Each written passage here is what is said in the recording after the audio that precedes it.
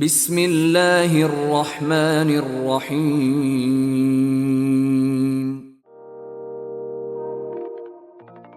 حضرت جابر بن عبداللہ رضی اللہ عنہما بیان کرتے ہیں، نبی اکرم صلی اللہ علیہ وآلہ وسلم نے کعب بن عجرہ کو دعا دیتے ہوئے فرمایا، اے کعب، اللہ تعالیٰ تجھے بے وقوفوں کی عمارت سے بچائے۔ کعب بن عجرہ نے عرض کی، یا رسول اللہ صلی اللہ علیہ وآلہ وسلم، بے وقوفوں کی عمارت کیا ہے؟ آپ صلی اللہ علیہ وآلہ وسلم نے فرمایا، بے وقوف میرے بعد آنے والے وہ امراء ہوں گے جو میری تعلیمات پر عمل نہیں کریں گے، میری سنت کو سنت نہیں سمجھیں گے۔ جو شخص ان کے جھوٹ کو سچ قرار دے گا اور ان کے ظلم پر ان کی معاونت کرے گا، اس کا میرے ساتھ کوئی تعلق نہیں ہوگا، نہ میرا اس کے ساتھ کوئی تعلق ہوگا، نہ ہی یہ شخص میرے حوض کوثر پر آ سکے گا۔ اور جو شخص ان کے جھوٹ کی تصدیق نہیں کرے گا، ان کے ظلم پر ان کی معاونت نہیں کرے گا، وہ میری جماعت میں سے ہے اور میں اس کا ذمہ دار ہوں، اور وہ میرے حوض پر آئے گا۔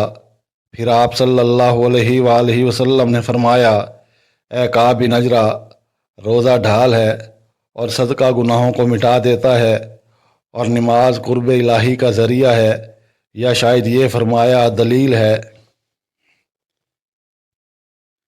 حضرت ابو ہریرہ رضی اللہ تعالی عنہ رسول اللہ صلی اللہ علیہ وآلہ وسلم سے روایت کرتے ہیں کہ آپ صلی اللہ علیہ وآلہ وسلم نے فرمایا، کھانا کھا کر شکر ادا کرنے والا روزے دار صبر کرنے والے کی طرح ہے۔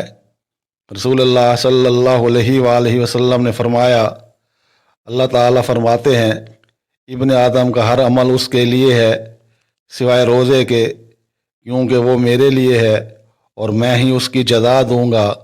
وہ میرے لیے کھانا پینا اور اپنی شہوت کو چھوڑ دیتا ہے۔ حضرت ابو ہریرہ رضی اللہ تعالی عنہ سے روایت ہے کہ رسول اللہ صلی اللہ علیہ وآلہ وسلم ممبر پر چڑھے تو فرمایا، آمین آمین آمین۔ آپ صلی اللہ علیہ وآلہ وسلم سے عرض کی گئی، اے اللہ کے رسول، آپ یہ کام پہلے نہیں کیا کرتے تھے، آج کیا بات ہوئی؟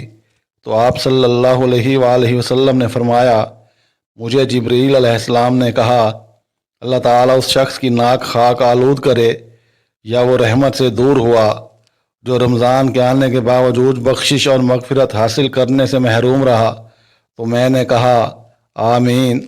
پھر اس نے کہا، اس شخص کی ناک خاک آلود ہو یا وہ رحمت الہی سے دور ہو جائے جس نے اپنے والدین یا ان میں سے کسی ایک کو پا لیا، پھر ان کی خدمت نہ کرنے سے وہ اسے جنت میں داخل نہ کرا سکے۔ تو میں نے کہا، آمین۔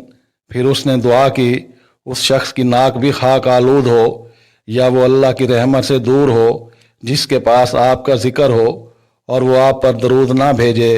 تو میں نے کہا، آمین۔